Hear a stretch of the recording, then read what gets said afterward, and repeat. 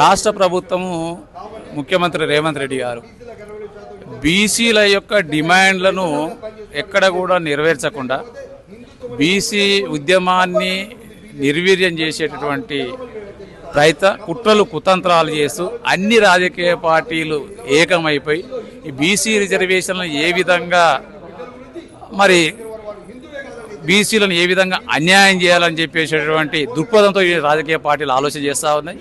ఎందుకంటే 3 పార్లమెంటు సమావేశాలు జరిగినప్పటికీ మొదటి పార్లమెంటు సమావేశంలో ఎక్కడ కూడా నోరెత్తలేదు, రెండో పార్లమెంటు సమావేశాల్లో కూడా మాట్లాడలేదు. ఇప్పుడు 3వ పార్లమెంటు సమావేశాలు ఒక పక్క పార్లమెంటు సమావేశాలు నిన్నే స్టార్ట్ అయినాయి.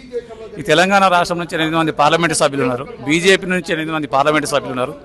ఏ ఒక్క పార్లమెంటు సభ్యుడు కూడా బీసీ రిజర్వేషన్ల గురించి మాట్లాడకుండా, పార్లమెంట్లో చర్చ లేకుండా ఈరోజు ఆ రోజేమో 3,000 కోట్ల రూపాయలు పంచాయతీ నిధులు అయిపోయినాయని చెప్పేసి ఆ రోజు చెప్పారు. మరి ఈరోజు పంచాయతీ నిధులు వచ్చినాయి కదా, పంచాయతీ ఎన్నికలు అయిపోయినాయి కదా, మరి ఆ రోజు 42% కాదు మేము అవసరం అనుకుంటే పార్టీ పరంగా ఇస్తున్నారు. అటు పార్టీ పరంగా ఇవ్వలేదు, అటు ఆ పార్లమెంట్లో చట్టం చేయలేదు. ఈరోజు మళ్ళీ హడావిడి చేసేసి బీసీ రిజర్వేషన్లను పక్కన పెట్టి ఈరోజు ఒక పక్కన జాతీయ స్థాయిలో సమ్మక్క సారక్క జాతర జరుపుతూ అక్కడ 2 కోట్ల మంది బీసీలు అక్కడ తరలి వెళ్ళి ఒక పక్క జాతీయ స్థాయిలో ఉంటే ఒక పక్క పార్లమెంటు సమావేశాలు జరుగుతామంటే ఈ రాష్ట్ర ప్రభుత్వం బీసీ రిజర్వేషన్ల మీద మాట్లాడకుండా అందులో ఉన్నటువంటి మరి ప్రభుత్వంలో ఉన్నటువంటి మా బీసీ మంత్రులు అయినటువంటి పిసిసి అధ్యక్షులు మహేష్ కుమార్ గౌడ్ గారు, పొన్నం ప్రభాకర్ గారు, కొండా సురేఖ గారు, శ్రీహరి గారు, మరి వీళ్ళందరికీ ఏమైపోయింది?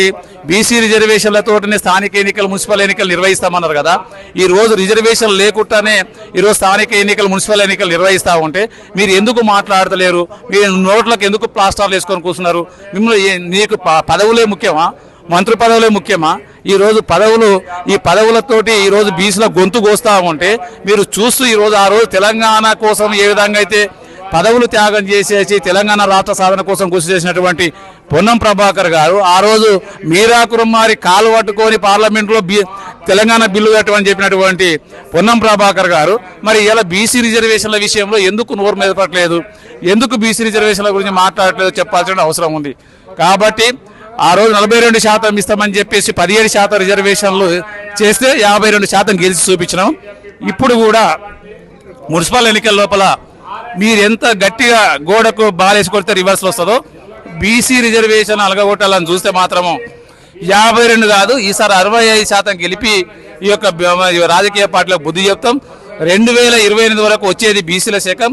మీరు ఎన్ని కుట్రలు చేసినా కుతంత్రాలు చేసినా బయట బీసీలకు మద్దతు అని చెప్పి లోపల కుట్రలు చేసేస్తూ ఈరోజు అసెంబ్లీలో మాట్లాడకుండా ఇలా అన్ని రాజకీయ పార్టీలు ద్రోహం చేస్తూ ఉన్నాయి. కాబట్టి ఈ కుట్రలు కుతంత్రాలు బీసీలు అందరూ గమనించారు.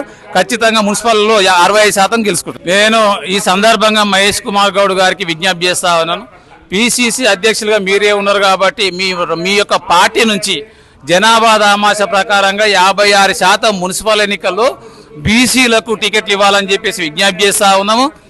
మీరు ఎవరికి భయపడాల్సిన అవసరం లేదు. ఈ రోజు మీరు రాజకీయ అధికార పార్టీలో కొనసాగుతారు అంటేనే ఇవాళ బీసీ వాదం అనేది బలంగా ఉంది కాబట్టి ఇవాళ ఆ రాజకీయ పార్టీలో మీకు ఈ రోజు రాష్ట్రంలో ఉన్నటువంటి బీసీల ఉద్యమానికి తలొగ్గి మీకు విలువలు ఇస్తా ఉన్నారు. కాబట్టి మీరు ఎవరికి భయపడాల్సిన అవసరం లేదు. ఈ రోజు 56% ఉన్నటువంటి బీసీలను రోడ్డున పడేసేస్తే చరిత్రలో హీనులుగా మిగిలిపోతారు. కాబట్టి ఈ రోజు మరి ఆ పిసిసి అధ్యక్షులు మహేష్ కుమార్ గౌడ్ గారికి, అదేవిధంగా పొన్నం ప్రభాకర్ గారికి, కొండా సురేఖ గారికి, అదేవిధంగా శ్రీహరి గారికి, అదేవిధంగా గిరిజన మంత్రులకు, ఎంపీలకు, ఎమ్మెల్యేలకు అందరికీ కూడా బీసీ ఎమ్మెల్యేలకు కూడా విజ్ఞప్తి చేస్తా ఉన్నాను. మీరు ఖచ్చితంగా ఇక్కడ అసెంబ్లీలో కూడా పార్లమెంట్ లోపల మాట్లాడాలి, క్యాబినెట్లో చర్చించాలి. బీసీలకు మున్సిపల్ ఎన్నికల్లో కనీసం మీ పార్టీ పరంగా 56% ఇవ్వకపోతే ఖచ్చితంగా మీ రాజకీయ పార్టీలను బొందబెడతామని చెప్పేసి ఈ సందర్భంగా హెచ్చరిస్తా ఉన్నాం.